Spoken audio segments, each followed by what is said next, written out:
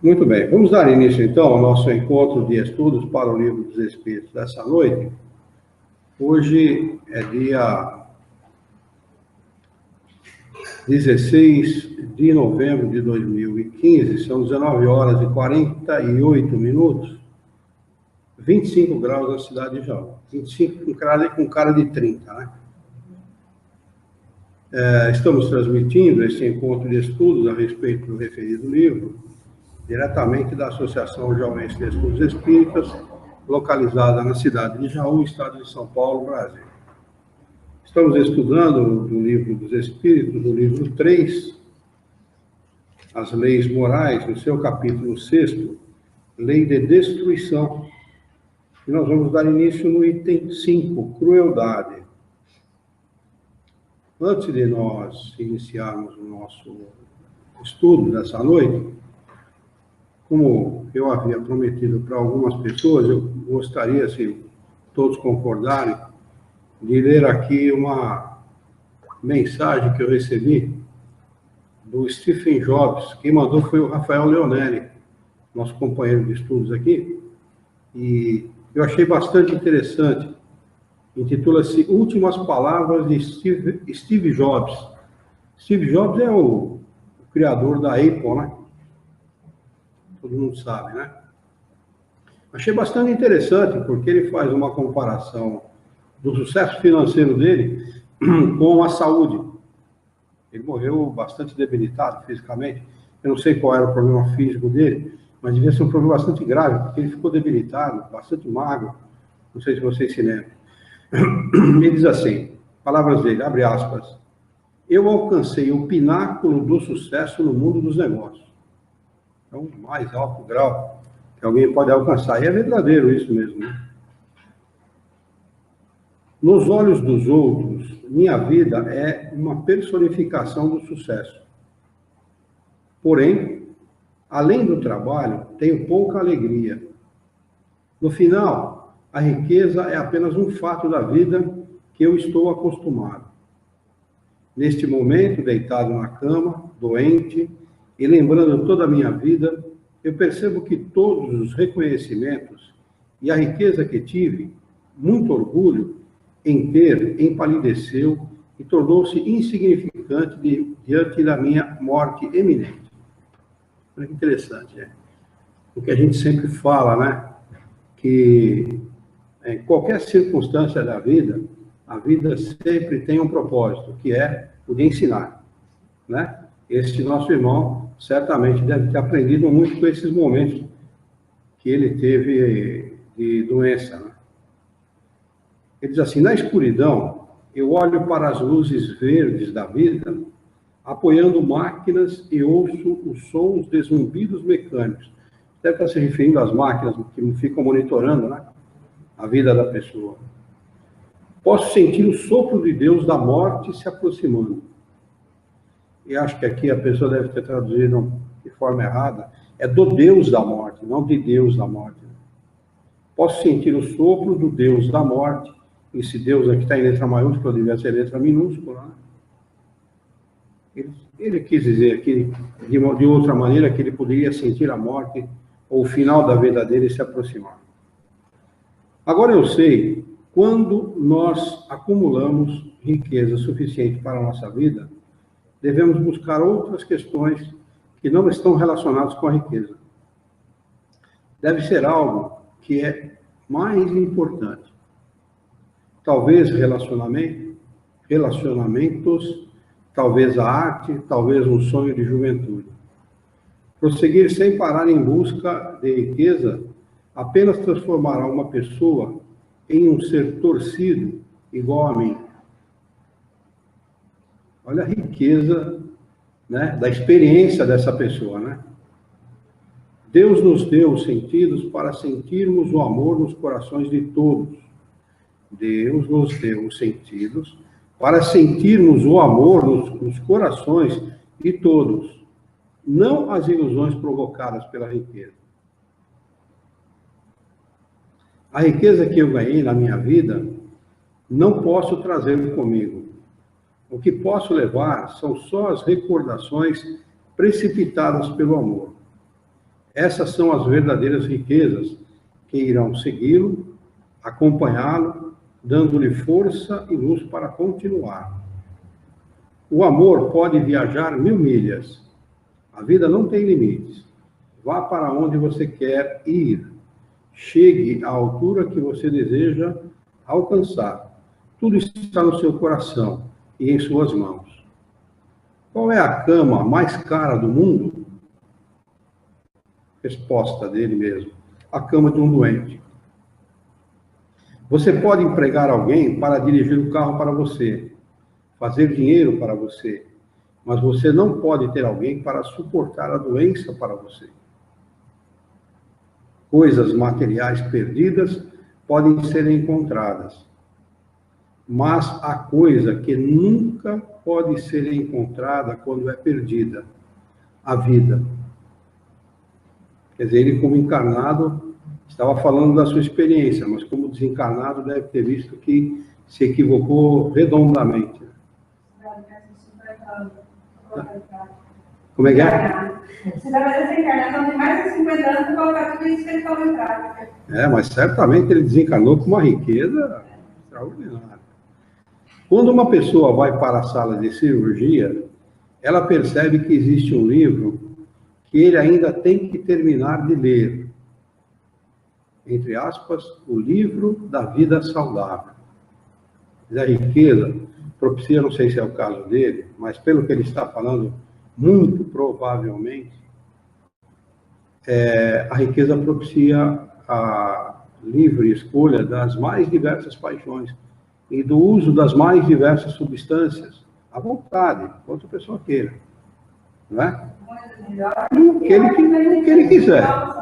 O que ele quiser. Tem gente que, eu já comentei com vocês aqui, faz uns 4, 5, 10 anos atrás, não sei bem, não lembro bem, que as pessoas pagavam naquela oportunidade, talvez uns 10 anos atrás, um pouco mais, não sei se era 2 ou 3 mil reais, para participar de um Réveillon no Rio de Janeiro, onde ia ser servido folha de ouro para a pessoa comer. Tá? Olha a que ponto chega o grau de satisfação que uma pessoa se impõe, ou que o dinheiro impõe a determinadas pessoas, porque a pessoa vai numa festa como essa, não é para comemorar Réveillon. Réveillon se comemora com os parentes, com os amigos, com as pessoas queridas ali. Ali é a tentativa de um dizer que é mais rico do que o outro. Ostentação no mais alto significado da palavra. Né? Olha que interessante, né? Quando uma pessoa vai para a sala de cirurgia, ele percebe que existe um livro que ele ainda tem que terminar de ler. O livro da vida saudável. Qualquer que seja o estágio da vida, qualquer que seja o estágio da vida, estamos no agora. Com o tempo, vamos enfrentar o dia em que a cortina cai. Tesouros de amor para a sua família, amor para seu esposo, para seus amigos. Trate-se bem, respeite e ame os outros. Tem uma foto dele aqui. Tem no celular essa mensagem, não? Você quer ver a foto e passar para os outros ver? Quer ver? Quer? Por favor. Passa para os outros companheiros. Está ele ao lado de alguém, não sei se é a esposa dele. Quem é? Está ele embaixo. Vocês vão lembrar dele, na hora que vocês verem, vocês vão lembrar da figura dele.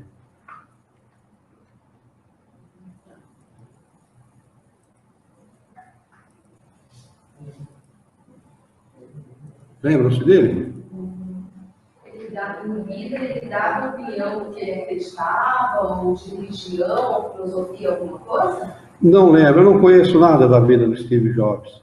Eu sei que eu conheci ele de algum tempo para cá. Lúcia, você tem aí, filha?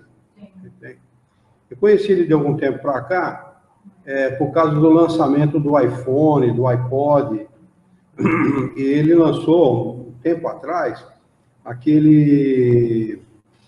Como é que chama aquele que tocava música? Não é MP3, tem um outro nome. Como é que chamava aquilo que a Apple lançou para ouvir música antes do iPod? É o iPod? iTunes, uma coisa assim. Enfim, ele foi o pioneiro nessas tecnologias, o Steve Jobs. Então, eu comecei a dar atenção para a pessoa dele por conta disso, mas foi muito recentemente que comecei a dar atenção. Então, não tenho muito conhecimento da vida dele, né? Tem um filme contando. Hã? Tem um filme contando. Tem um filme contando a vida dele, está passando. Está passando lá nos canais pagos aí. Não sei se é Telecine, na HBO, não sei. Está passando a vida dele, né? Chama Steve o nome do filme. É Steve o nome do filme.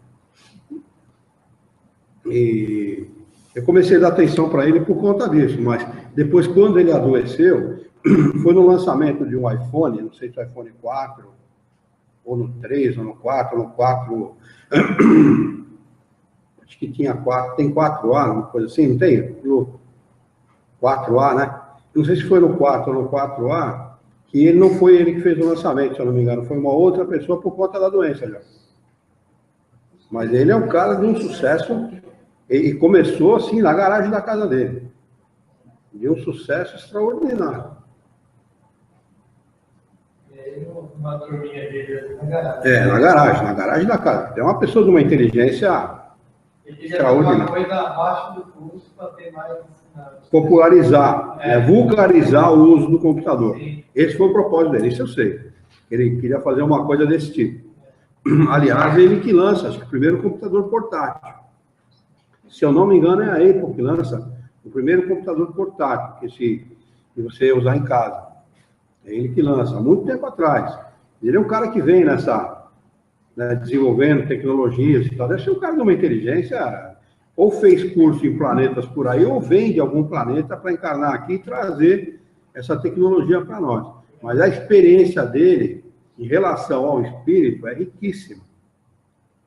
E certamente ele aprendeu muita coisa. Certamente. O outro que é todo atrofiado aprendeu mais na vida. Quem? Aquele outro que é o físico, né?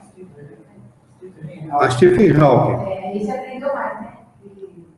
Mas o Stephen Hawking, na realidade, ele há muito tempo atrás, ele declarou, tem que fazer uma declaração, Deus existe.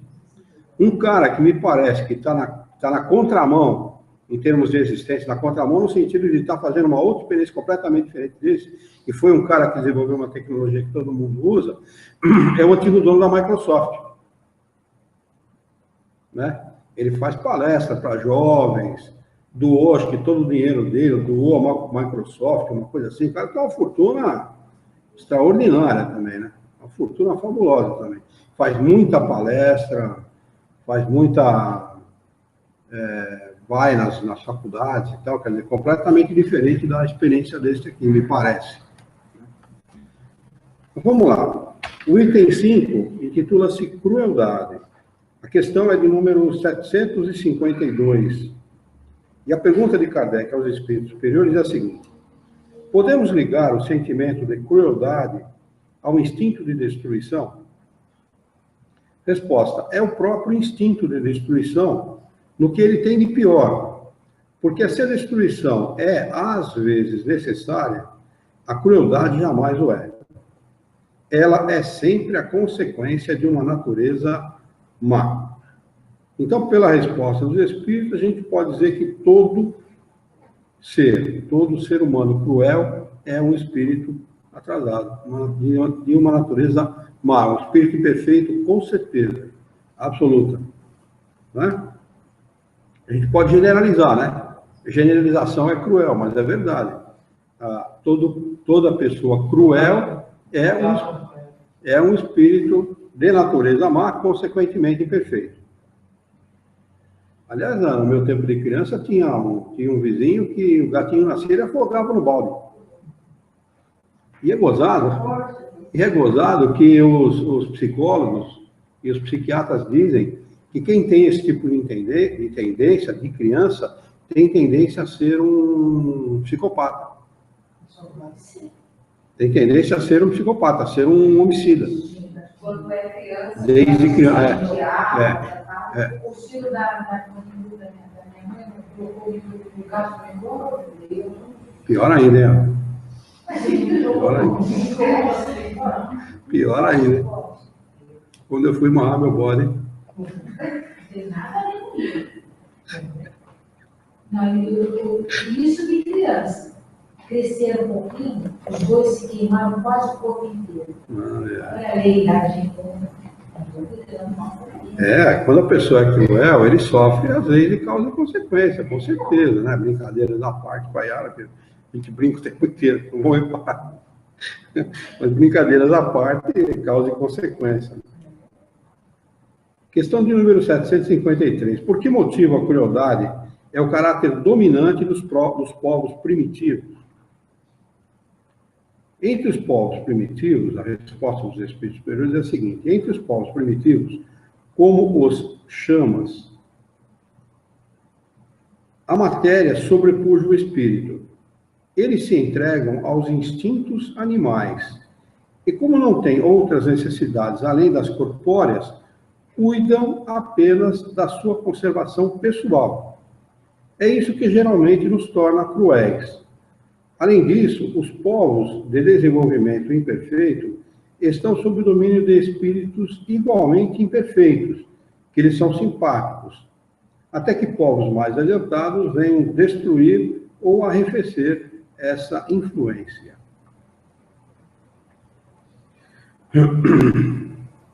E eles estão falando, certamente, você está mandando alguma coisa para mim, deixa eu silenciar esse troço aqui, porque celular só serve para atrapalhar mesmo, né?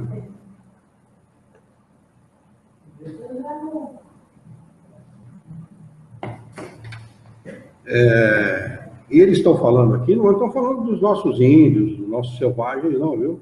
Estão falando do mundo, dos mundos primitivos. Atrás, anterior a esses, porque entre os povos selvagens, por exemplo, Orlando Vilas Boas, né, que fez aquele trabalho muito bonito entre os índios, né? Ele dizia que o sentimento de solidariedade entre os índios é uma coisa extraordinária. Quer dizer, a gente pode deduzir que certamente eles não estão falando dos nossos selvagens, estão falando dos índios, dos povos primitivos nos mundos primitivos, onde a vida é totalmente material, né? Não se tem nada de... A vida é toda material, o que eles conhecem da vida é isso. Só isso, não se cogita da vida espiritual. Aqui, por menos que a pessoa conheça da vida espiritual, ela cogita da vida espiritual, né? Por menos que ela cogite, em algum momento da vida dela, ela vai passar pela cabeça esse pensamento, esse questionamento, se Deus existe, se não existe, se o espírito existe, se a alma sobrevive ou não ao corpo, enfim. De alguma maneira, essa informação, até pela própria necessidade evolutiva que nós temos, essa informação chega a ele, de alguma maneira, por algum meio de comunicação, né? Se não na própria religião, que ele é levado, eventualmente, e tal, né? E ele, em algum momento, faz essa cogitação. Nesses mundos, não. Não se cogita nada disso. Eles têm uma ideia completamente diferente, né? do culto ao sobrenatural. É um culto muito elementar, mas existe o culto ao medo, né? Na realidade, é mais medo do que adoração, né? É muito mais medo. Tem medo do trovão, porque ele não sabe o significado daquilo, né? Ele é um cachorro da gente, né? Um trovão, o cachorro fica todo assustado e tal. É mais ou menos isso, viu? Não tem muita diferença, não. É mais ou menos isso. Embora ele já tenha alguma linguagem articulada e tal, né? Já desenvolveram algumas coisas. O cachorro não, né? O cachorro tem a linguagem que só entre eles se entende. Mas é mais ou menos a mesma coisa, não tem muita diferença. Não é muito cobrado deles por isso também. Evidentemente. Como entre nós, os mais selvagens não são cobrados também. Por ignorância. Eles fazem por ignorância. Tem pessoas bem intelectuais que são cruéis, né? Tem, mas é uma crueldade derivada da natureza má do espírito. Acho que um cara com a inteligência do Stephen Jobs, desse cara. Ele não fala em nenhum momento de Deus ali. Né? Ele não fala em nenhum momento da vida espiritual. Na realidade, o temor dele é muito mais por ter vivido uma vida voltada para a riqueza do que para a vida. Então, na realidade, na linguagem dele, ele está dizendo assim, aproveite mais da vida. Viva mais com quem você ame, viva mais do que você gosta de fazer e tal, né? Porque uma hora a morte chega, de uma maneira ou de outra a morte chega. E a gente pode comprar tudo, mas não pode comprar quem sofra a doença pela gente. Essa a verdade dele, na realidade, a preocupação dele não é com a vida espiritual, pelo menos ele não demonstra isso. Não fala disso. Eu acho que não tem noção do que seja a vida espiritual. Não, certamente ele pensou, certamente. Cara, ele pode não escrever, né, muita coisa que ele deve ter pensado. Ele pode não ter escrito, mas certamente que ele cogitou sim, com certeza. Um cara inteligente como esse, um cara que desenvolveu uma tecnologia que ninguém conhecia aqui na Terra, certamente ele cogitou disso. Né? Aliás, agora quinzinho falar, né? Ele não teve a vida inteira dele, claro. Mas ele podia falar. Evidente. Depois o cara pensa assim, e se eu sair dessa? Eu vou ter que me explicar. Né? O cara certamente... Exatamente. O cara certamente pensa nisso. Mas que ele cogita sim. Um cara inteligente, ele vai pensar. Né?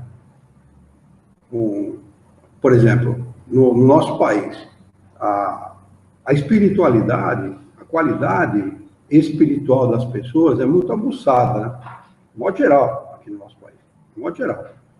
Aliás, a gente pode dizer que o brasileiro é um povo mediúnico, que tem o pensamento voltado para isso, tem o pensamento voltado para os espíritos, tem o pensamento voltado para a sobrevivência da alma, etc.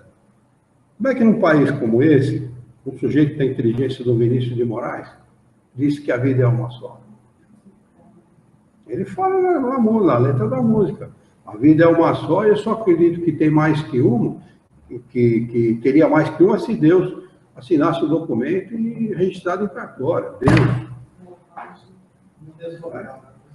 Como é que pode, né, um cara com a inteligência desse pregar um absurdo como esse num país onde o povo é um povo voltado para esse tipo de pensamento e tal? Quer dizer, esse pensamento, por inteligências como a do Steve Jobs, como a do Vinícius de Moraes, é considerado banalidade, futilidade, infantilidade do povo.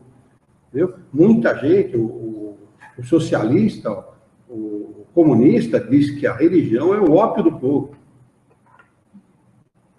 Eles falam isso. A religião é o ópio do povo. Não sei o pensamento voltado para isso, mas igual o finzinho da vida dele, dá para sentir pelo que ele está falando, que mesmo que ele não acredite que tenha algo depois, que se encerre ali, levar ele também vai levar. É isso aí. Quer dizer, nessa de raciocinar isso, né, o que ele está pensando?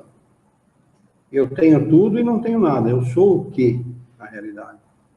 Todo o trabalho que eu fiz serviu para quê? Não é? Não é essa cogitação que ele deve ter feito? Certamente. Né? Se ele pensou isso, ele deve ter raciocinado, refletido além disso. E quando a pessoa está numa situação como essa, as informações, dependendo da canalização que ele dá para os pensamentos dele, as informações chegam. Entende o que eu quero dizer? Quando a pessoa está vivendo uma determinada experiência, chegam as informações necessárias para que ele atinja o objetivo que é o espírito evoluir. E quando for na hora de desencarnar assim mesmo, as pessoas não sentem também? Será que, no caso, ele não sentiu alguma coisa, ele já... Você viu o estado dele? O vento que ele falou do sopro do vento do Deus da morte, né? Uma coisa assim. Mas você viu o estado dele? O estado dele, com o dinheiro que ele tem, ou que ele tinha, certamente ele deve ter pago os melhores tratamentos, os melhores médicos, os melhores recursos. O médico deve ter chegado para ele e falou, olha, até aqui eu fui, daqui para frente, ou você conta com Deus, ou você conta com a sorte. Depende da maneira que você pensa, certamente.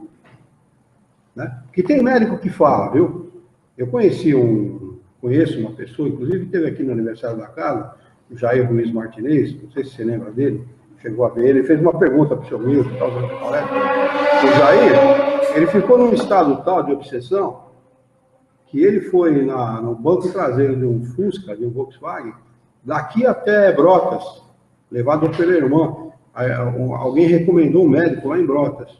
Ele fala até o nome do médico, ele já fez um programa de rádio e contou essa história. Eu estava fazendo um programa de rádio e ele contou no programa de rádio essa história. Ele foi, mais ou menos num dia como esse, um pouco mais quente que esse, ele foi coberto com um cobertor no banco de trás do Fusca. Você imagina o estado que ele estava, a situação que ele estava. Ele foi nesse médico em Brotas, fez o tratamento com o cara. Num determinado momento do tratamento, o médico falou para ele, falou, olha, até aqui eu fui. Daqui para frente você procura um centro espírita. Você entende o que eu quero dizer? Quando alguém procura alguma coisa, alguém está numa situação, chegou o momento dele, ele está maduro para receber a informação chega. A informação chega com certeza. Tudo é a cabeça das pessoas, né? Deve ser começando a pensar mais em tratar a cabeça das pessoas, né? A mente humana. Deve ser começando a pensar mais nisso. Olha, eu recebi pelo Facebook hoje, eu vi um filme de uma moça a respeito do caso de Mariana, da barragem que rompeu lá em Mariana e que destruiu fauna, flora, matou algumas. Eles dizem 9 pessoas, mas eu duvido muito que não morreu muito mais do que isso. Duvido mesmo, sinceramente. Para mim, morreram centenas de pessoas ali. Que não tem ninguém desaparecido e tal. Bom, vamos lá. Vamos aceitar isso como informação válida, real. Mas essa moça, ela mostra o desastre, desde a barragem e a lama escorrendo pelo vale e tal. E ela fala, e ela pede muito, olha, orem muito, peçam a Deus que intervenha. Porque se a mão de Deus não intervir nisso, não vai ter jeito. Agora eu pergunto para vocês acham que Deus vai intervir? É claro que não. É evidente que não. Deus, olha, o que Deus tinha que fazer foi feito. É dar inteligência ao homem, fazer uma barragem como aquela, bem feita, cuidar da barragem para que não acontecesse o desastre. Além do que, nós temos governo federal, temos juízes, temos autoridades, temos fiscais que deveriam ter fiscalizado aquilo. Não é? Deus deu tudo isso para o homem, a inteligência necessária para que não acontecesse um desastre como aquele. Uma vez o desastre acontecido, vocês vão ter que consertar o que vocês mesmos fizeram. Então não adianta pedir prece, não adianta pedir para que Deus intervenha, porque Deus não se demonstra por ações. Ele se demonstra pela inteligência dele, não pela ação direta.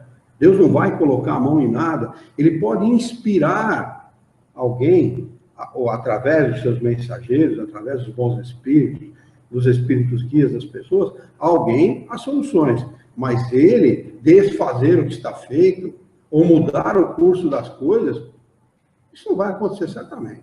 Certamente não vai acontecer. E não é assim que as coisas funcionam. Então, não tem que mudar a cabeça de ninguém, filho. A informação está aí. Nós temos 20 cadeiras aqui. Temos 2, 4, 6 cadeiras ocupadas. Tem 14 cadeiras vagas. As pessoas não mudam, não frequentam, não se interessam, não vêm atrás, porque não querem. Estimular a mente, estimular as pessoas a pensar isso, eu quis dizer. Bom. Nas escolas deve ter alguma coisa trabalhada. Pai, você não tem noção do que essa molecada pensa, fala, age. Entendeu? É isso, tem que trabalhar assim, urgentemente tem que tratar. Sim, eu sei do que você está falando, mas esse estímulo, a vida é o estímulo. A própria vida é o estímulo. Mas a maioria não tem estímulo dentro de casa, no ambiente familiar. Mas a própria vida é o estímulo. Existe um ditado que diz assim, quem procura, acha. Se você não procurar, o Criador, ele dá as ferramentas para a nossa evolução. Se a pessoa não tiver a vontade, a determinação de mudar a própria existência, ninguém vai mudar a existência dela. Ninguém, não adianta. Nós podemos auxiliar, ajudar, estimular, Mas se a pessoa não tiver vontade, por mais estímulo que você der para a pessoa, ela não vai sair do marasmo da vida dela. A vida dela vai continuar no mesmo marasmo de sempre. Por que tem alunos que se destacam e alunos que não se destacam? Por quê? Alguma razão tem, não tem? Ah, mas em casa a vida que eles levam é uma vida ruim, os pais não são bons pais e tal. Mas e aí? A lei de causa e consequência? Aqui, quando eles falam em honrar pai e mãe, no Evangelho segundo o Espiritismo, eles dizem que quem foi mau filho poderá receber como consequência numa futura encarnação maus pais.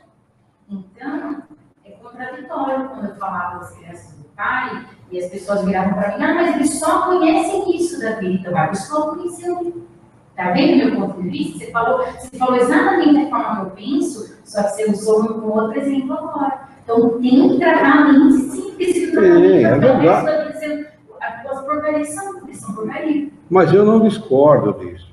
O que eu estou querendo dizer é o seguinte: apesar de todo o estímulo que a escola, a sociedade e as autoridades possam dar para uma criança dessa, se derem, quando dão, porque a maioria não dá, quando dá, porque você pega... Quantas escolas tem aqui em Jaú? A sua escola é estadual, né? Quantas escolas estaduais nós temos aqui? Estadual? Várias. 10, 12, sei lá quantas. 14 ou 15 escolas. Quantas trabalham com vocês lá? Então, as autoridades... Olha, na realidade, para resumir essa história, é o seguinte: o governo finge que paga, o professor finge que ensina. A realidade é essa. Essa é a realidade. Não é? Se a gente for fundo nessa questão, a gente vai ver que o problema começa onde? Na origem do nosso povo. A nossa elite é uma elite burra. É burra, é uma elite burra. Você vê, você pega... É fácil de constatar isso. Hoje eu estava vendo a SBT, eles usaram 2,5 blocos do jornal deles, começa às 6 horas da manhã o jornal. 2,5 blocos para falar da França e meio bloco para falar de Minas.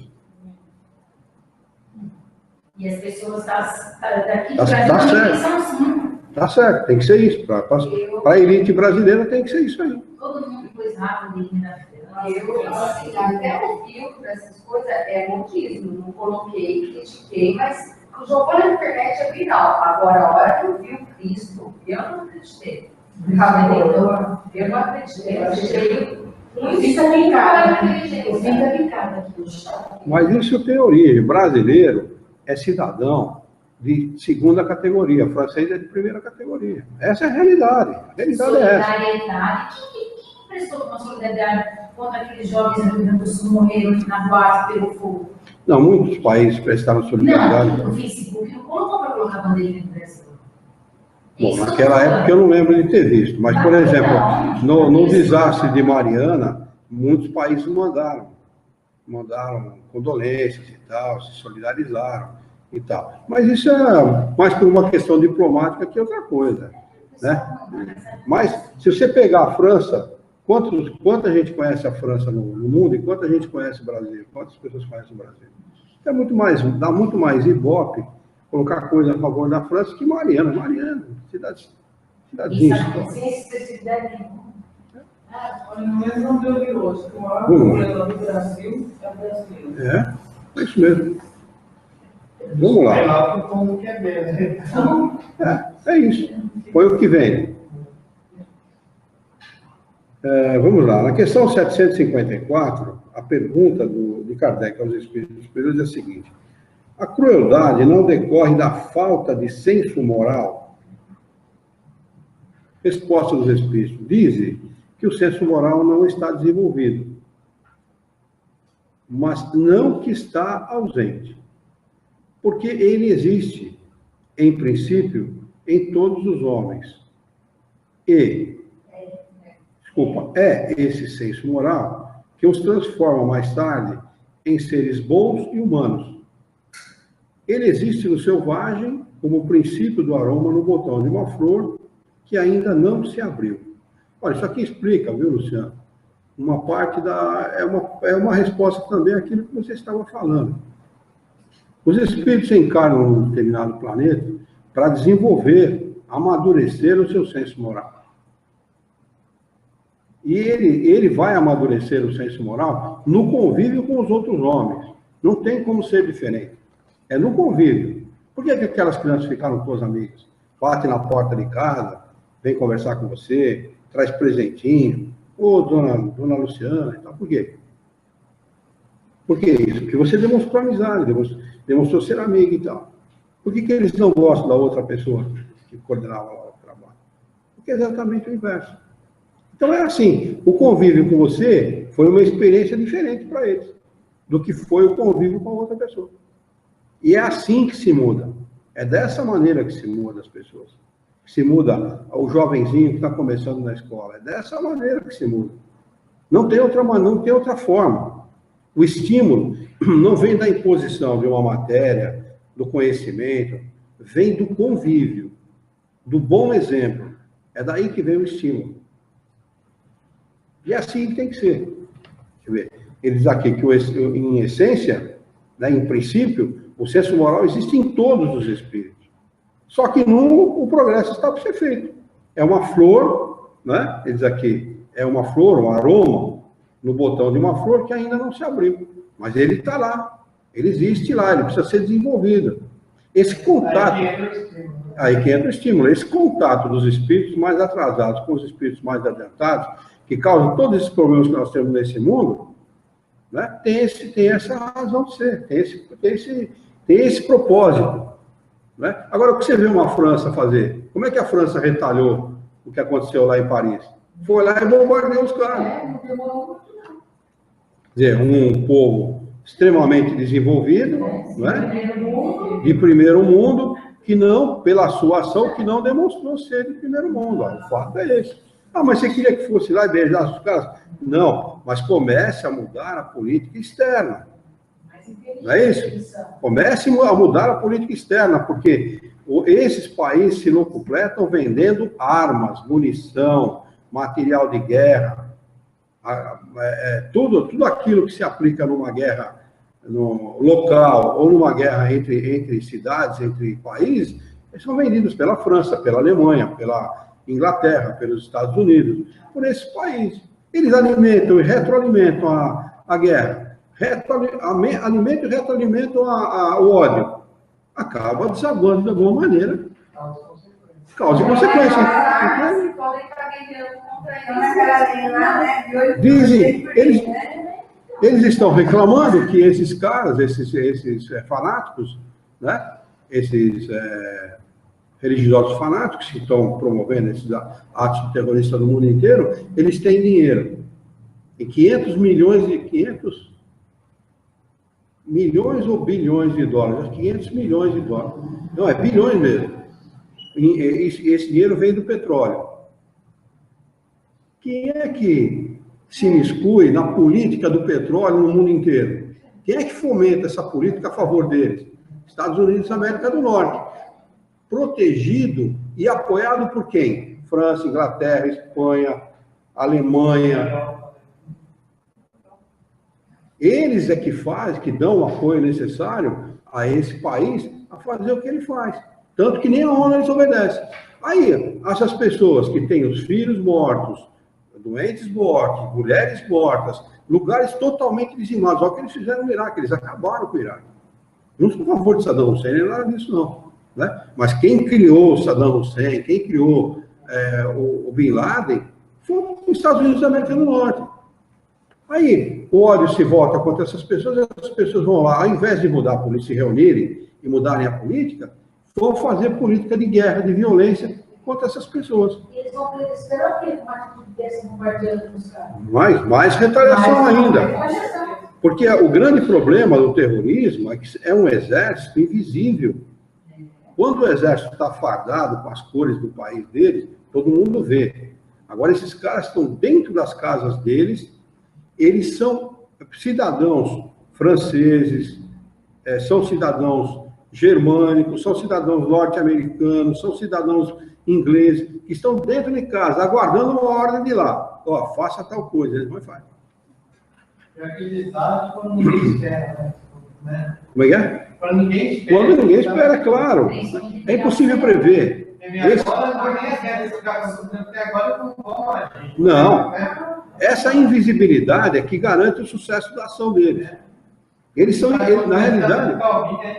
É claro, não, vamos para a rua, vamos mostrar para eles que a gente não tem medo. Certo? Agora, é que nem as autoridades estão dizendo que agora estão fiscalizando a Samarco, né? Porque aconteceu lá o estouro da barragem e tal. Agora fiscaliza a Samarco. Na realidade, esse problema aconteceu quando a própria Vale do Rio Doce financiou campanha de deputados federais, que aqueles que aplicam as multas, que são encarregados de fiscalizar as mineradoras e tal. Eles bancaram esses caras se elegeram, e quando tem que fiscalizar, ninguém fiscaliza. Depois que estoura... E você acha que acontece o que no mundo? Exatamente a mesma coisa. Exatamente. Na realidade, o nosso mundo tem um sistema político e econômico falido. É que ainda não se encontrou nada melhor do que democracia. E nem esse sistema cruel, que é o sistema financeiro que rege o mundo. Não se encontrou nada melhor. Como é que é? Não se encontrou nada melhor. Né? Porque o dia que se encontrar, o mundo vai implodir. E é o que vai acabar acontecendo. Vai implodir de uma maneira ou de outra. Porque é cruel, o sistema é cruel. Você põe gente para passar fome ao lado de gente que ostenta a riqueza. No nosso país acontece isso, favela ao lado de mansão. Olha o que o Morumbi, em São Paulo. Lá naquele condomínio. Morumbi Sul. Atrás da casa dela, não É isso. Agora, o que vocês acham que está acontecendo na Espanha, por exemplo? Gente fuçando lata de lixo para comer. Pode ver os programas que passam lá. Não passa na nossa televisão, porque a nossa televisão não divulga isso, a televisão aberta. Mas vê os canais pagos, esses canais que fazem esses documentários nos lugares e tal, né? Eles estão mostrando isso claramente. Tem gente na Espanha, na França, na Alemanha, tá fuçando lata de lixo para comer, porque a Europa está nessa situação. Toda vez que o mundo chegou nessa situação, o que aconteceu? Qual foi o resultado? Guerra. No Brasil não acontece. No Brasil não acontece, porque o Brasil ele é omisso até nisso. Há muito tempo. Eu tenho 63 anos de idade. Eu tinha uns 10, se tanto, eu vi a primeira pessoa fuçando uma lata de lixo para comer. Aquilo me deixou extremamente triste, entristecido. Eu era uma criança. Eu vi uma pessoa fuçando lata e falei, como é que pode alguém fuçar lata de lixo para comer? Depois eu fui trabalhar com 12 para 13 anos de idade, fui trabalhar no centro de São Paulo. Aos 13 anos tirei carteira de trabalho, continuei trabalhando no centro de São Paulo. Você via gente, crianças e velhos e andarilhos pegando lixo, pedindo pedintes e tal, né? Mudei para Jaú em 83, mais ou menos lá para 84, 85, mais ou menos 86, 20 e tantos anos, 25 anos depois de ter trabalhado no centro de São Paulo, eu fui na rua 7 de Abril, 230, que é o prédio dos associados, onde eu trabalhava no quarto andar, na carreira de publicidade, né? Trabalhei de office boy. Fui em frente ao prédio, em frente tem um bar muito antigo, ali, aquele bar deve ter, se não tiver 100 anos, está faltando pouco. A situação estava 10 vezes pior. 10 vezes pior. As crianças nem pedem mais, entram nos bares, pegam as coisas lá do lixo, roubam as coisas e tal, saem correndo e tal, desse jeito. Quer dizer, a nossa sociedade, ela está totalmente omissa ao problema social do Brasil. Isso aqui um dia implode, com certeza. Um dia vai implodir. Ou seja, é o resultado natural das coisas. Porque os políticos, os grandes políticos, aqueles que foram políticos no passado, né, diziam que o pior conselheiro é uma coisa chamada fome. Esse é o pior conselheiro que alguém pode ter, porque quando o cara chegar nessa situação, não tem mais limite. Ele já perdeu tudo que ele tinha que perder. Né? E a maioria dos brasileiros está acontecendo o quê? Com essa recessão que nós entramos agora, São Paulo capital está perdendo 100 mil postos de trabalho por mês. São 100 mil pais de família, mães de família, que deixam de colocar todo dia comida na mesa dos seus filhos. Mas isso que eu ia falar, as pessoas não têm consciência, preferem comprar do que comer. Aqui já todo mundo compra, vai no simples, sábado só tem gente comprando tudo. Mas quando o cara está comprando, é porque ele ainda tem alguma coisa para comer. Quando o cara está passando... Tá bom, mas o cara, ainda, quando está comprando, ele ainda está comendo alguma coisa. E o cara que não tem mais o que comprar, inclusive não tem como comprar alimento, esse não tem mal para perder. Vamos lá. Tem uma explicação de Kardec aqui a respeito da resposta anterior, que diz o seguinte: todas as faculdades existem no homem em estado rudimentar ou latente. Muita gente combate o espiritismo por conta disso, viu? Porque o espiritismo parte do princípio que todo mundo, em essência, é bom.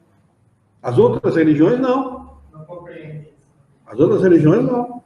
Né? Embora o espiritismo não seja uma religião, né? Mas as outras religiões entendem que o homem nasce bom ou mal. Está condenado eternamente ao fogo do inferno ou salvo.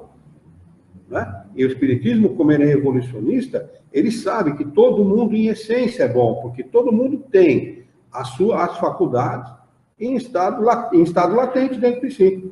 Né? Tá lá, ele existe, em estado rudimentar. Né? Mas elas estão lá, por serem desenvolvidas. Uma vez desenvolvida, ele vai ficar igual ao outro, ou melhor, ou vai ultrapassar o outro, dependendo da vontade de cada um, ele pode ultrapassar o seu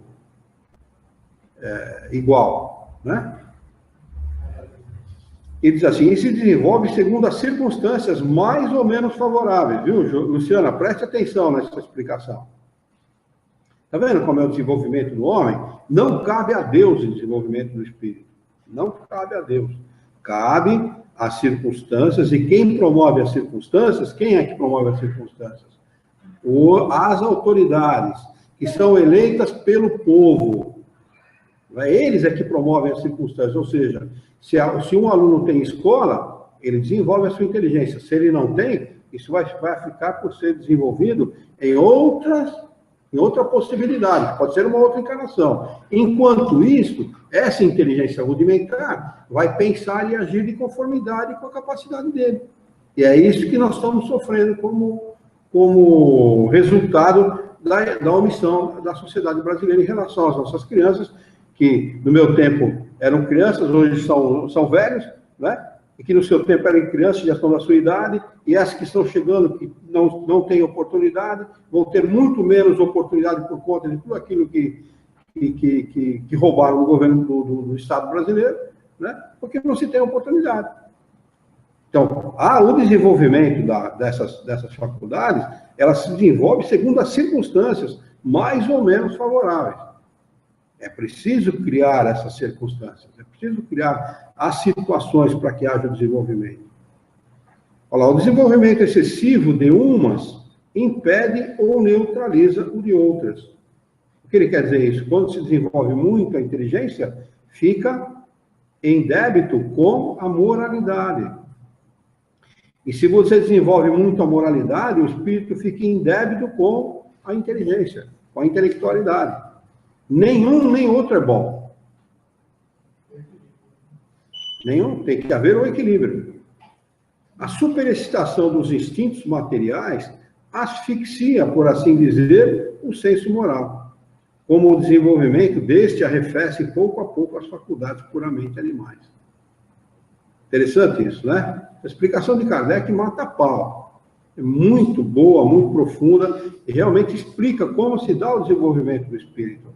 Porque a responsabilidade da melhoria da coletividade não é de Deus, é do homem. É nossa responsabilidade. É do povo, é da sociedade.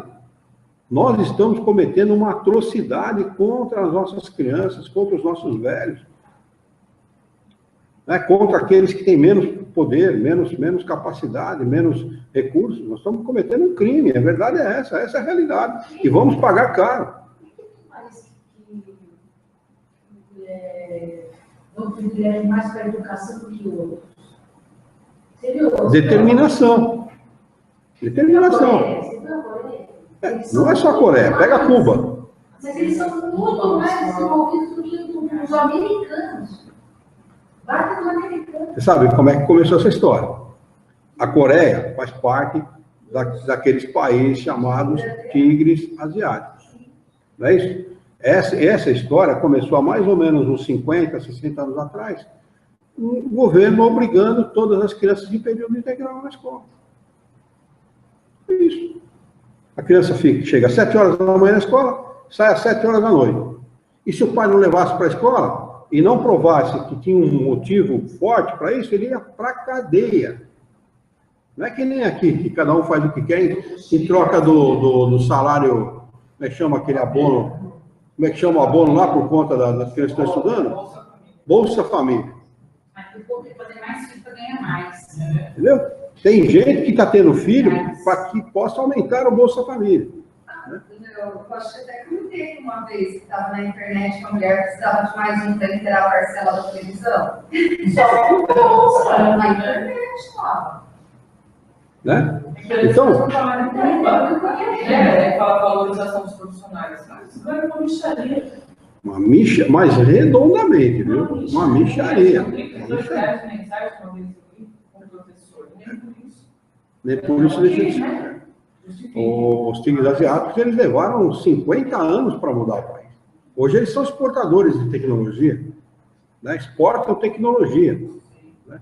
Mas levaram 50 anos. Se você começar o processo hoje, né? Dia 16 de novembro de 2015, você põe 16 de novembro de 2065, para a gente ter alguma mudança, porque as gerações... A geração primeira vai mudar a geração segunda, que vai mudar a geração terceira, que vai mudar a quarta geração. Mudando praticamente todo mundo, ou quase todo mundo mudou. Acabou. Está tudo mudado. A conscientização é outra, a maneira de agir é outra, a maneira de pensar é outra. Né? As pessoas têm mais consciência para agir, para fazer, para eleger. Enfim, vão ser os cidadãos mais conscientes. Cuba, um médico ganha $40 por mês. $40. Se nós multiplicarmos por 4, dá R$160 por mês. Tem um programa na Discovery, que passa de sexta-feira, chama-se Cuba sobre Rodas. Já assistiram? Vocês têm Discovery em casa? Assistam, por favor. É de sexta-feira às 19 horas. Cuba sobre Rodas. Lá, agora, com essa abertura que está vendo, os Estados Unidos começou a filmar esse seriado. E esse Cuba sobre Rodas mostra o estado dos automóveis, porque Cuba, em termos automobilísticos, parou em 1954, que foi quando foi deposto o presidente cubano, que era um corrupto de carteirinha, né? E quando entrou Fidel com a Revolução. Então, eles mostram exatamente esse fato. Mas lá, nessa história que estão mostrando, tem um cara chamado Demétrio, que está reformando um carro de 1950, 52, um Chevrolet, uma coisa assim. O carro está todo arrebentado. Se aquilo é carro, o nosso é Ferrari, perto do carro dele. Né? Mas ele fala que ele está reformando o carro, está entrando para o Clube dos Automóveis de Havana, porque ele entrando para o Clube dos Automóveis de Havana, ele vai ganhar $80 por mês. $80 por mês como taxista. Assim, e tem muito médico largando a profissão para ser taxista, porque eles ganham 40. Eles ganham o dobro dos médicos, eles ganham $80 por mês. Né? Mas eles têm, é pouco salário? Mas saúde, primeiro lugar do mundo, ou um dos primeiros, educação, um dos primeiros do mundo. Uma vez eu vi uma moça, ela era filha do Che Guevara, se não me engano, ou filha ou neta do Che Guevara. E ela estava dando uma entrevista para o Jô Soares. E ela falou assim para o Jô Soares, em castelhano, eu falo um pouco de castelhano e entendi perfeitamente o que ela falou. Diz assim, vocês não sabem o que é soberania nacional. Nós temos em Cuba soberania nacional. E o brasileiro não sabe mesmo. E quem manda aqui não é brasileiro. A nossa Revolução de 64 foi feita pela CIA dos Estados Unidos. Eles é que promoveram a revolução, enfraqueceram o nosso presidente da época, que era o Carlos... Meu Deus, como é que é o nome do presidente? 64. Foi enfraquecido, foi dando golpe em cima dele. Esqueci o nome dele agora. Ele foi enfraquecido pela CIA, foi criado um instituto no Brasil, chamado Instituto Brasileiro de Democracia, né? Esse instituto foi criado para enfraquecer o presidente em vigência, né? Para que se pudesse dar o golpe de 64, para fazer com que esse golpe atendesse aos interesses dos Estados Unidos da América do Norte. Essa é a realidade do país. Nós não temos soberania. Quem manda aqui não é brasileiro. Quem manda aqui são as multinacionais.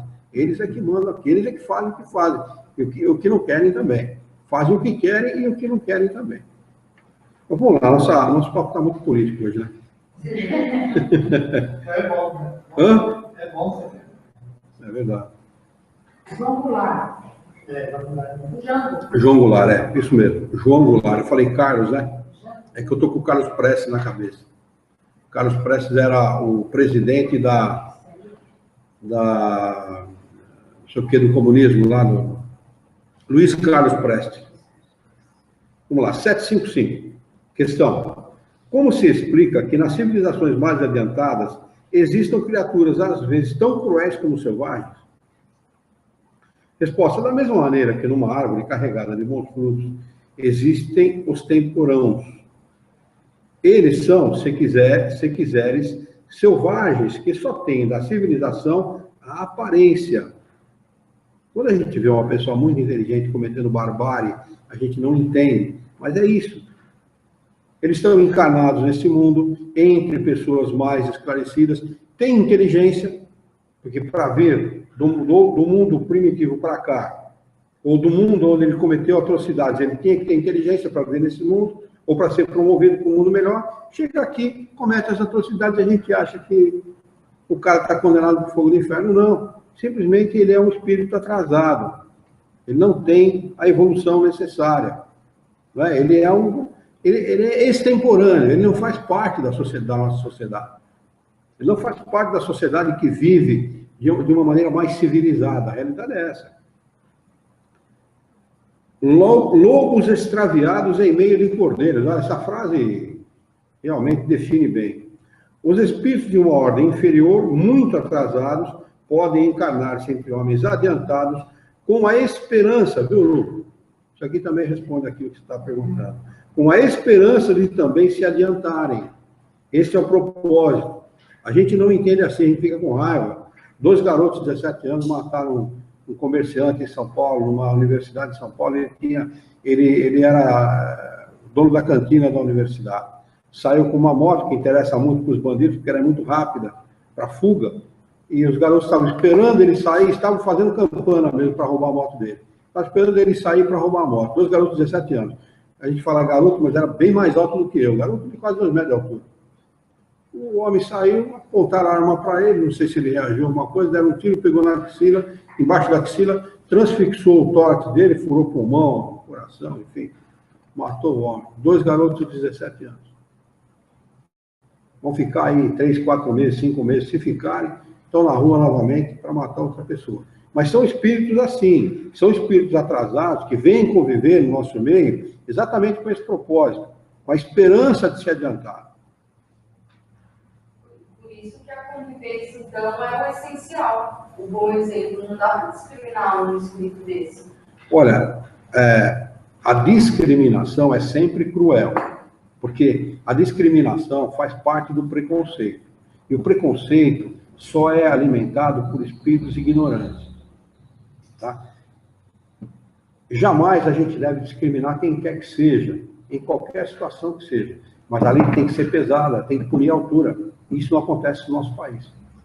Porque se houvesse punição adequada para crimes como esse, adequada mesmo, como existe nos outros países, para você ter uma ideia, na Inglaterra, independente da idade do criminoso, o criminoso com 8 anos de idade, 10 anos de idade, ele cometeu um crime, uma junta médica de psiquiatras, psicólogos e especialistas em comportamento fazem uma junta médica em torno desse paciente, fazem uma entrevista com esse paciente para avaliarem o grau de maturidade dessa criança, desta pessoa. Avaliando o grau de maturidade, se entenderem que ele compreendia efetivamente aquilo que ele fez, ele é condenado como adulto. Não, quando faz algo assim, tem que ser punido sim, mas eu digo, como são espíritos que estão encarnando aqui, são mais primitivos, mas estão buscando melhorar, uma boa convivência, um bom exemplo, é uma oportunidade que ele pode ser agarrado. Sem dúvida. Você sabe o que a gente pode fazer em relação a essas pessoas? Ser solidário, ser educado, falar com elas como se nós estivéssemos falando. Dá para reconhecer, você consegue reconhecer gente assim, não? A gente conhece com facilidade, viu? Eu reconheço com facilidade espírito assim. Então eu procuro ser mais amigável possível, sem permitir que ele invada a minha privacidade. E tem espírito que, se você der liberdade, ele invade a tua privacidade com tudo. Mas eu procuro ser amigável, procuro falar amigavelmente, amorosamente com essas pessoas, para que eles entendam que eles não são diferentes. O grande problema das pessoas, o grande problema, é a falta de autoconfiança, a falta de amor por si mesmo. Eu canso de entrevistar gente assim aqui, canso. Gente bonita, gente que tem condição social, tem emprego, tem família e não se ama. Você imagina uma pessoa dessa que não consegue entender o porquê a sociedade trata ele dessa maneira, o porquê ele não tem oportunidade, o porquê ele não compreende as coisas, porque são espíritos muitas vezes com mentalidade atrasada. Ele não compreende, ele se esforça, mas não compreende. E tudo que ele recebe da sociedade é bordoado. Entende? Quer dizer, se você for amigável, tentar, de alguma maneira, mostrar para ele que ele é igual a você, que ele pode ser tratado com amorosidade, com respeito, com educação, talvez ele consiga, poxa, não é bem assim, tem gente que me trata de maneira diferente, me trata como a maioria me trata. Esse é o nosso papel como espírita. Mas isso não exime, né, a gente ter a opinião ou trabalhar em cima da necessidade da lei ser rigorosa com espíritos que usam dessas circunstâncias, dessas brechas na lei para cometer crime. É o que, lamentavelmente, acontece. Porque eles não são burros, viu? Eles não são burros. Às vezes não entendem determinada coisa que não tiveram oportunidade. Mas tem espíritos desses que, bem tratado, bem conduzido, teriam condição de fazer a mesma coisa que qualquer um faz e melhor ainda, se tivessem oportunidade. Como é que um país como esse que a Yara citou, uma Coreia, pode... E você sabe que a Coreia é um país pobre, não é um país rico. Agora está melhorando muito, melhorou muito de uns tempos para cá a sua situação. Que está galgando uma condição bem melhor de todos os pontos de vista, inclusive do respeito à Coreia, mundial em relação à Coreia. Mas não é um país extremamente rico. Mas a sociedade resolveu dar a oportunidade para as crianças. E é na criança que está a solução. Não é no adulto, é na criança. A solução está sempre na criança. Né? A violência, você tem que tratar com violência, não tem jeito. Negócio de, ai, meu irmão, você conversa fiada. Violência, num primeiro instante, tá? A curto prazo, violência se trata com violência. Porque não adianta você querer falar de Deus por violência, ele vai dar risada na sua cara. Mas a médio e longo prazo, violência se trata com educação. De preferência, educação integral. De preferência. A gente conseguisse associar informação, escolarização com moralidade, seria ideal. Porque aí você formaria o cidadão integralmente. Olha, você pode, se você quiser. Você é tão filho de Deus quanto qualquer outro. Saiba disso. Esforce-se por superar as suas dificuldades que você vai conseguir. Quanta gente não faz isso no mundo? Nós tínhamos uma pessoa aqui que era um dentista, acho que vocês não conheceram, Olímpio. Você conheceu o Olímpio, né? Marido da Cristina, uma querida amiga, mora hoje. Hã? Isso, morava ela mora agora em Minas Gerais. Mas o Olímpio, ele estudava com a gente. E o Olímpio, ele desencarnou já, inclusive. O Olímpio foi um cara que se matou, se esfolou de estudar para poder se formar. E um amigo dele, que chama Luiz Humberto de Pádua, que também é dentista, o Olímpio contava a respeito do Luiz Humberto, que o Olímpio conheceu o Luiz Humberto, eles foram estudantes mais ou menos na mesma época. Diz que o Luiz Humberto virava 3, 4, 5 dias sem dormir. Sabe o que significa isso, gente? Para poder estudar. Olha o que é a determinação, o empenho de quem quer conquistar alguma coisa. Você sabe o que significa ficar 3, 4 noites sem dormir? Porque ele precisava trabalhar muito para poder pagar a faculdade. Ele não tinha quem fizesse isso para ele. Luiz Humberto de Pádua é profissional aqui em Jaú. Está ali na Praça de Baixo, aquela ruazinha que liga a Edgar Ferraz com a Marechal Bittencourt. Poligoncelmo, aquela rua, né? Ele tem um consultório, não sei se é Poligoncelmo, mas ele tem um consultório ali. Tem um posto de gasolina na esquina, naquela ruazinha. Ela liga a Edgar Ferraz com a Marechal Bittencourt. Né? Quando o sujeito quer, tem determinação, ele se empenha e consegue. Se este, Luiz Humberto, o próprio Olímpio, que é de origem humilde, tiveram a oportunidade, de alguma maneira, conquistar essa oportunidade, todo mundo pode conquistar. É só querer. Mas as pessoas, muitos, precisam de oportunidade. Porque não tem estímulo, vem de famílias completamente desagregadas, desestruturadas, desequilibradas.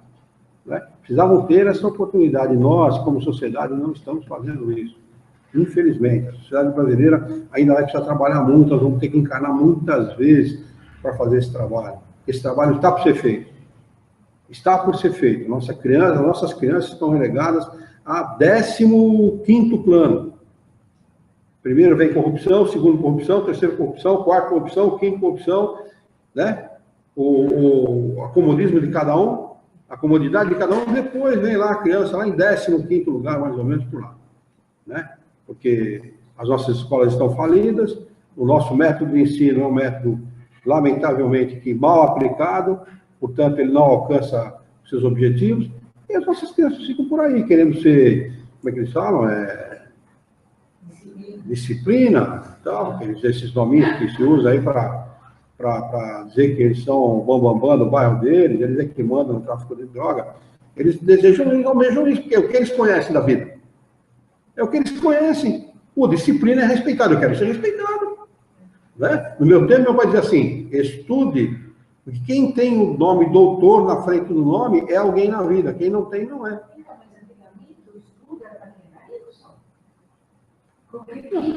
Na nossa época entraria uma faculdade? Tá, mas eu estou dizendo isso porque na nossa época o princípio era meu pai e minha mãe eram cidadãos pobres, uma família, não foi uma família miserável, mas nós durante 6 meses comemos chuchu da seca porque era de graça.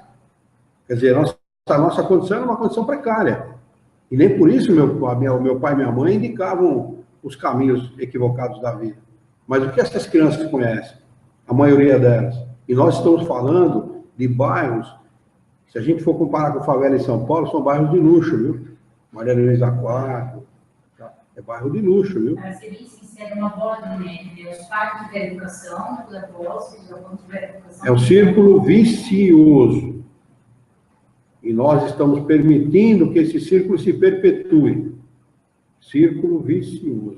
Temos que transformar isso num círculo virtuoso. É possível fazer isso. Mas tem que haver empenho, trabalho e dedicação. Vamos tentar acabar aqui. Os espíritos de uma ordem inferior, muito atrasados, podem encarnar-se entre homens adiantados com a esperança de também se adiantarem. Mas, se a prova for muito pesada, a natureza primitiva reage. 756. A sociedade dos homens de bem será um dia expurgada dos malfeitores?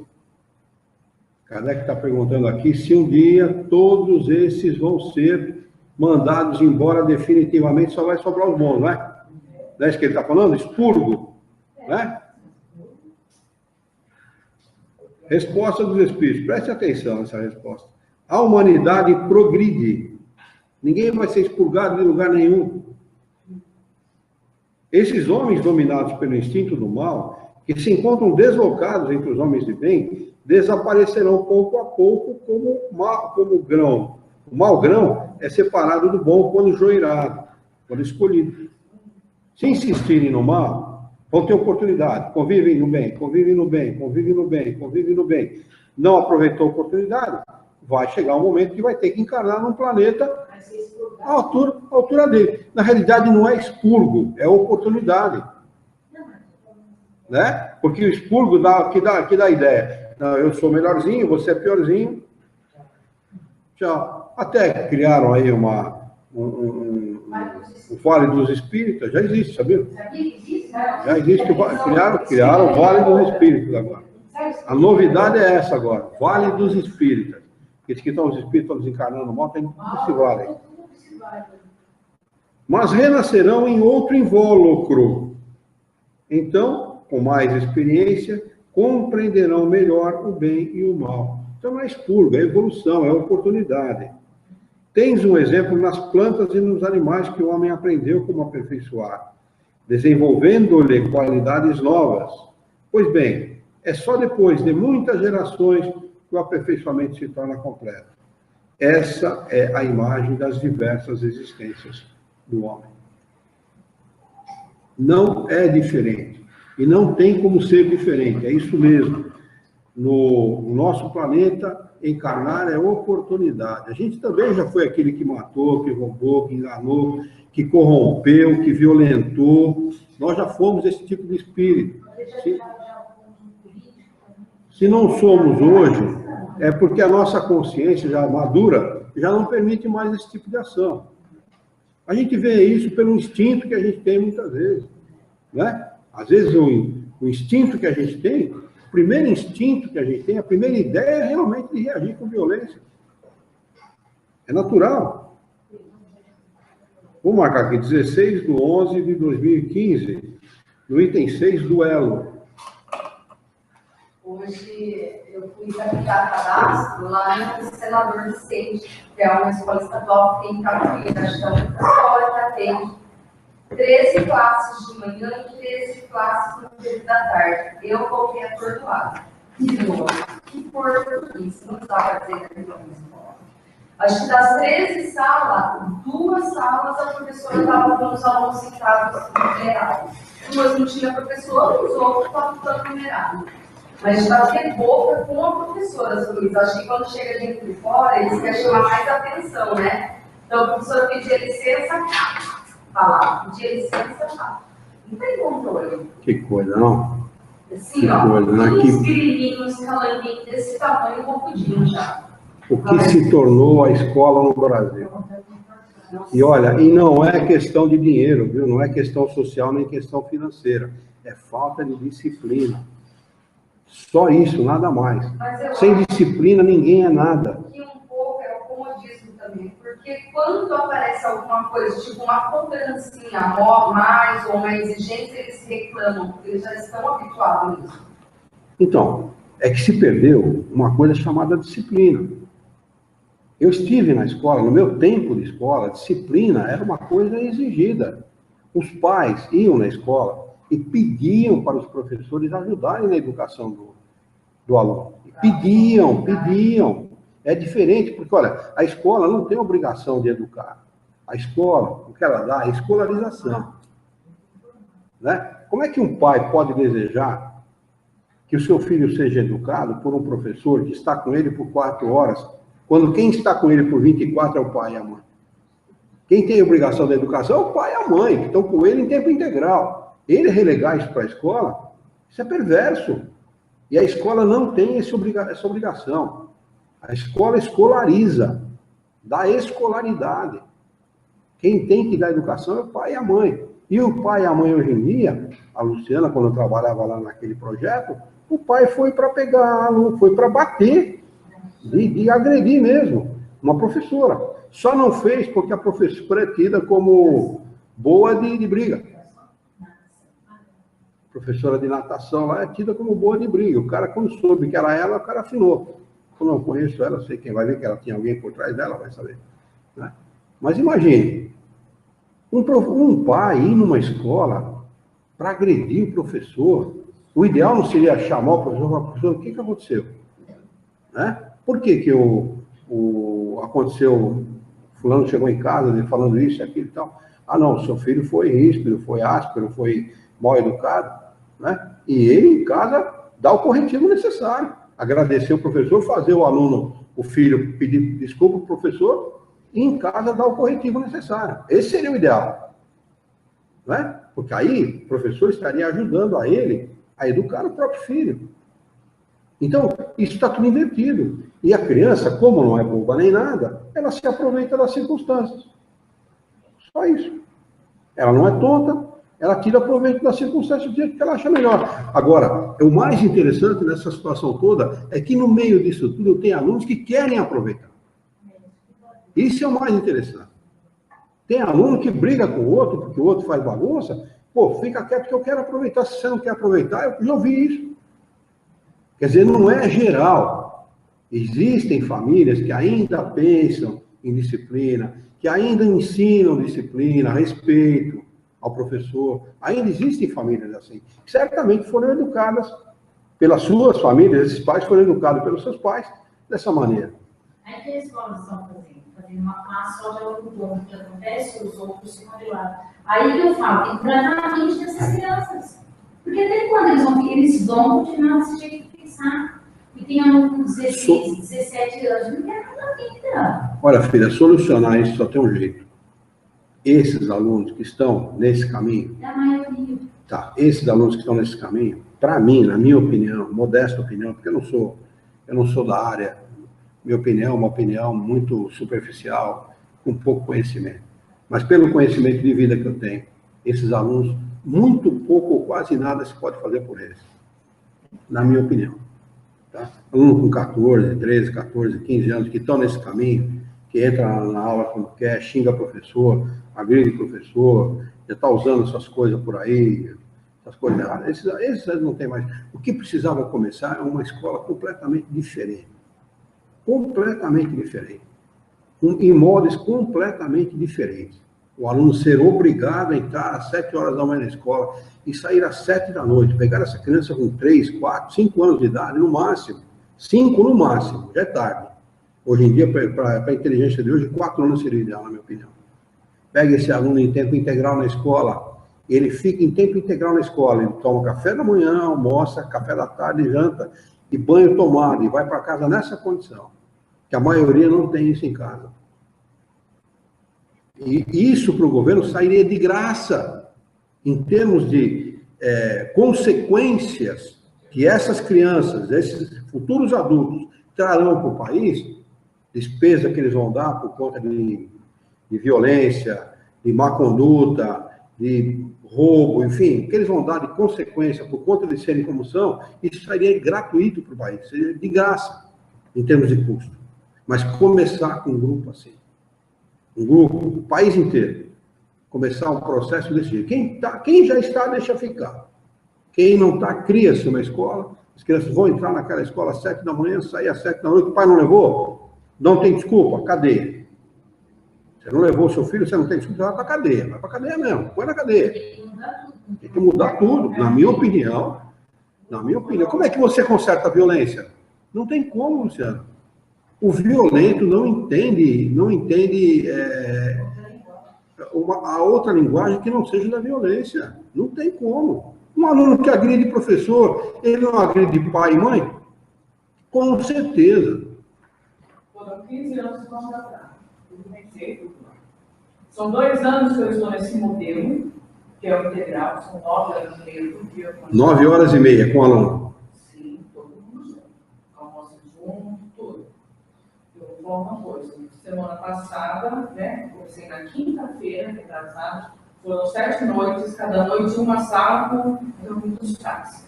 Pais reunidos na sala? Na sala. Então, são 7 salas que nós temos lá, 7 dias, e os pais. Você sabe quanto? Porcentagem dos pais por dia? 100%. E vou dizer uma coisa. Tem solução, né? Tem. Tá? São 2 anos que eu me belisco, eu não acredito. Que escola é essa? Que é a primeira vez que eu soube dessa escola, uma colega de Paulo, eu falei, nossa, 200 alunos de escola. Essa escola é maravilhosa, existe. até chegar em Jaú e conhecer esse programa. Porque é diferenciado, totalmente. Os nossos alunos, acho que vocês foram lá, né? O Edgar Não é? Ele comentou. sem dúvida. Eu posso ir quem não quiser lá. Se eu chegar na porta, todo mundo para. Se eles estiverem conversando, a gente não usa o microfone no intervalo. E hoje são 230 alunos, o ano que vem será 250, já nossa projeção. 120 a mais? Então é assim. Mas só alunos escolhidos, certamente. Não? Deveria, mas a gente não pode. Então, o que acontece? O senhor falou, é o estímulo, são as disciplinas. Então, é assim, para conversar com eles, no começo do ano existe acolhimento. Então, é aluno que acolhe aluno. Não, o processo. E esses alunos vão fazer a formação agora, tem os formadores de cada sala. Em dezembro, eles estudam os 4 pilares: educação interdimensional, pedagogia da presença. Eles estudam junto com a vice-diretora. E aí eles formam os colegas que vão chegar. Esses que vêm chegando são orientados e doutrinados por esses. Por alunos. Enquanto eles trabalham 3 dias só com alunos nossos, formadores, os nossos alunos foram formados pelos alunos de Bauru. Né? Então agora, eles já são formadores, todo ano eles formam os que chegam na escola. Enquanto eles estão sendo formados 3 dias, eu formo os professores. E depois tem a culminância. Aí nós paramos uma tarde toda e cada formador de uma turminha apresenta para a gente como trabalhar. Então, o que acontece? Processo completamente diferente, totalmente Gente, diferente. Eu arrepiei, eu chorei na primeira formação. Não pode ser, eu não acredito com o aluno. Eu não acreditava nessa capacidade do aluno. Nunca, porque eu vivenciei 15 anos no meu jornada, eu vi tudo, mano. E é totalmente diferente, mas é aquilo. O pai é parceiro da escola. O aluno lá... O pai 100% de presenças, para mim, Isso, no jornada tinha 40 alunos todo dia. O que a Secretaria de Educação está esperando, gente? Mas é assim, isso é a longo prazo. A longo prazo. Essa reorganização Que é essa começa agora. de todo mundo, mas não dá para fazer assim. Infelizmente. O que está acontecendo? O Magalhães só vai ser médio, né? E o Túlio só fundamental. Então, eles já estão preparando para implementar? Já foi de 14 anos. Esse sistema seu, no seu colégio, está sendo preparado nos outros. Mas é algo prático ainda. Talvez o ano que vem não tenha, mas no próximo já vai aumentar. Né? Então, por ciclo, você já separa. De 5º a 9º ano, você trabalha, é fundamental. Ensino médio separado, que eu acho muito certo. Não ter essa mistura. Né? Isso é perfeito. Então, o Estado já está fazendo isso para o ano que vem. Então, o próximo passo é essas escolas de 5º ano vai ser municipal, não vai mais ser o Estado. O Estado vai ficar apenas no ensino médio, isso é da Constituição de 88. Cabe ao Estado somente ensino médio. E aí trabalhar com tempo integral.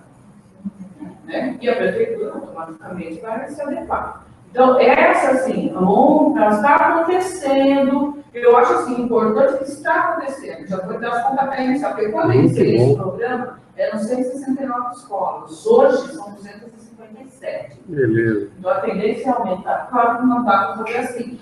Mas esse aluno, na hora que chegar o momento dele integrar a sociedade, tem uma cabeça completamente diferente. eu não sei se eu me lembro do Bruno Andrade da tarde.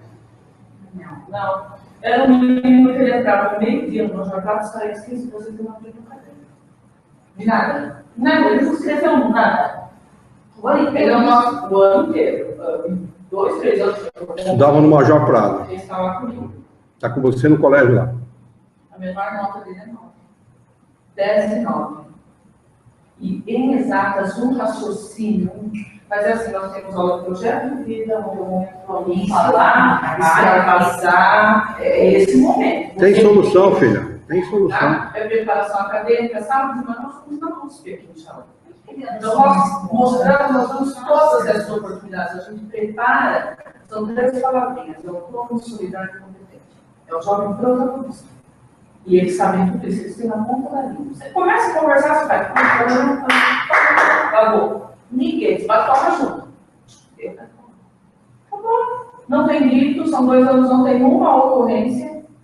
Nada. Não tem grito. Eu fico muito contente, sabe? Fico mesmo. Você já vem falando desse projeto há muito tempo. Já. Mas você não tinha tido assim, o resultado que você está falando agora, né? Agora parece que a coisa é mais efetiva, né? Cara, eu vou falar para você. você já está no segundo ano, mas a cada dia que passa, todo mundo se fortalece mais, cresce junto ao programa, entende esse programa. É fantástico. Participação, né? O aluno se sente partícipe, né, Estimular, do processo. Isso do processo de formação, com certeza. Né? Bom, Aí bom. vai falar, Daniela, tem coisas que tudo dá certo? Não, tem coisas que dão errado. Mas como que a gente faz? Tudo que dá errado, tem líder de turma, tem presidente do clube, presidente do Grêmio, funciona. É assim, quando você olha de errado, chama, faz a reunião com os líderes de classe, esses líderes são corresponsáveis para voltar na sala e que ação vai ser feita, o que você sugere. Tem problema com o professor? Senta todo mundo, vamos resolver. Diálogo. Você não tem ninguém satisfeito, todo mundo, é o tempo todo, eles sabendo que eles têm que ter excelência acadêmica, eles são formados para o mundo. Né? A formação lá é para isso. Então, nós levamos ele em todas as universidades que têm condições de pegar leva, eu arrumo parceria, eu consegui parceria com o Comércio de Jaú, no Jornal Diário, na revista, todo dia de manhã tem lá o Jornal Excelente, né, que gostam. E, gente, é fantástico. Fantástico isso. As aulas do projeto de vida, assim, cada semana é um valor. O valor dessa semana é liberdade. Então, tem cooperação, tem união, tem paz, tem amor. Cada semana eles trabalham com valor, os alunos. E quando foi da humildade, eles pegaram, todo mundo trouxe de casa, uma florzinha, saíram pelo bairro, distribuindo a uma pessoa, né, falando com essa pessoa. Quer dizer, alunos assim chegaram para a gente, são selecionados? Deveria, porque todo mundo quer trabalhar como selecionado. Não dá, não pode. Educação não é toda. Não, mas se você disse que um aluno chegava 15 para meio-dia e saía às 6 horas da tarde, não escrevia em nada no caderno, e hoje é nota 9. E ele chega para mim e fala assim, me dá um beijo, e fala, muito obrigada. Obrigada. É uma inteligência que ia se perder. E eu falei para ele, não vai, eu quero que você falar, Bruno, o que você vai fazer lá no Bruno, me dá uma chance. Me leva junto, fala que eu sou bom, você é bom. Aí eu falei, vai, você ainda pensei. Porque assim, você também tem aquele aluno, quando ele chega lá e ele vê que ele não quer, ele vai embora. Quando ele vê que tem que ficar 9h30, que são aulas, não se oficina, são aulas, ele vai embora. Não se adequa, né? Não se adequa, vai embora. Muito bom, fico contente, viu? Eu também, eu falo assim, por isso que eu penso que vai vai existir mais escolas assim. Eu acho que ainda legal, legal. Né? Eu sou idealista, então quando ela está começando. Muito bom, muito bom. Se dá uma luz, deu farol no fim do túnel. Está começando. Com certeza. Porque essa de Bauru, essa escola, né, Eduardo Beto Filho, ela ficou em primeiro lugar, né? No estado de São Paulo. No Enem. E é uma escolinha assim, perto da rodoviária de Bauru, escondidinha numa ruazinha, e foi a primeira aqui da região nesse modelo. A iniciar o modelo. Tem um laboratório sempre molhado, é fantástico. Não tem nenhum fiscais, isso que não tem laboratório que tem lá. E também com detalhe, o STEM Brasil, que é o principal parceiro nosso. O STEM Brasil é uma ONG americana que trabalha só com as exatas. Então, o foco desse modelo são as exatas. Matemática, física, química e biologia. Que legal, hein? Que legal. É fantástico. Só que para mim não é muito tanto. Eu estou há 2 anos que eu legal, legal. encantada, que eu vim de uma realidade realmente cruel, justamente isso. Para mim foi. Bom, você saiu do inferno e está no céu, né? Olha, você é. Em termos de pedagogia, você saiu do inferno pedagógico e está no céu pedagógico. Tem história muita humanidade. Fui fogo dentro da sala de aula, sexo na biblioteca, uma droga. Olha, não sei mais nada do que isso. É acordar feliz, jogo de gesto na cara. Nossa, muito legal. E a árvore de carteira? Vamos encerrar para a gente poder encerrar a aula e depois a gente continua com o papo. Vamos elevar o nosso pensamento, mentalizar a figura excelsa e amiga de Jesus, o nosso mestre, modelo e guia da humanidade. Juntos com Jesus, vamos nos dirigir ao Criador, ao Senhor da vida, fonte inesgotável de paz, de amor, de bondade, de misericórdia e justiça, para agradecê-lo muito pela oportunidade de aqui estarmos reunidos em seu nome para estudarmos as questões propostas pelo Livro dos Espíritos desta noite. Queremos, Senhor, pedir-te bom ânimo, coragem, ideias renovadas, alegria de viver e muito entusiasmo para que nós possamos trabalhar, sermos úteis e dignificarmos a vida. Auxilia-nos e dá-nos forças para que possamos honrá-la por um profundo e sincero respeito pelo nosso próximo. Em teu nome, em nome de Jesus, em nome dos bons espíritos, em nome do nosso diretor espiritual e de sua equipe, e todos os encarnados e desencarnados presentes ao nosso encontro de estudos dessa noite, nós o declaramos encerrado.